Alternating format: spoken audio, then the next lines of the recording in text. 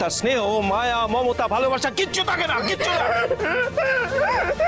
আপনি একদম ঠিক কথাই বলেছেন আঙ্কেল। একজন মা শুধুমাত্র তার সন্তানকেই ভালোবাসে না, কিন্তু একজন মায়ের সন্তানকে যখন অন্য একজন মানুষ কনস্ট্যান্টলি হার্ট করছে, তখন সেই মায়ের মমতা কিন্তু থাকে না আঙ্কেল। কিন্তু সোহাগ নির্দোষ। ময়ূরাক্ষী ওকে খুনি বলছে। বেশ করেছি, বেশ করেছি। তুমি যতই ওরই ওকালতি করো না কেন, লেকচার দাও না কেন, একটা খুনি সোহাগ, খুনি খুনি খুনি।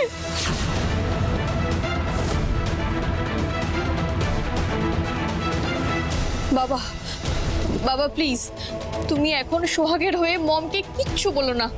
মমের মনের অবস্থা ভালো না, মম এই কথাগুলো নিতে পারছে না। সেটা তোর মমের প্রবলেম, আমার নয়। সোহাগ নির্দোষ আর আমি সেই কথাটা বলবো, 100 বার বলবো। কিন্তু এই খুনি মেয়েটা এখন কোথায়? যে আমার সূর্যকে মারতে চেয়েছিল, সে কোথায়? ওকে তাড়িয়ে দিয়েছি, ওকে আমি এখান থেকে ঘাট ধাক্কা দিয়ে বার করে দিয়েছি। ওয়াও, আমি তো এটাই চেয়েছিলাম। আমি জানি তুমি খুব বাহাদুরির কাজ করেছো, কিন্তু এই বাহাদুরির কাজটা আমি বেশিক্ষণ বজায় রাখতে দেব না।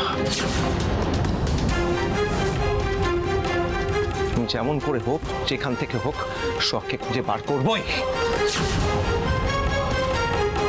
খুঁজে আনবো মানে? সোহাগ এখন কোথায়?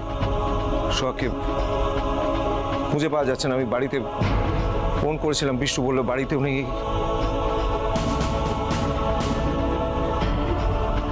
ও রাস্তাঘাট চেনে না, কোথায় যে যাবে। যদি কোনো অ্যাক্সিডেন্ট ঘটিয়ে ফেলে তাহলে তো। আচ্ছা আচ্ছা, ও বিবেকের বাড়ি জানি তো, মিতা তো ওর ভালো বন্ধু। তাছাড়া সূর্যর কথাটা তো বিবেককেও জানানো হয়নি।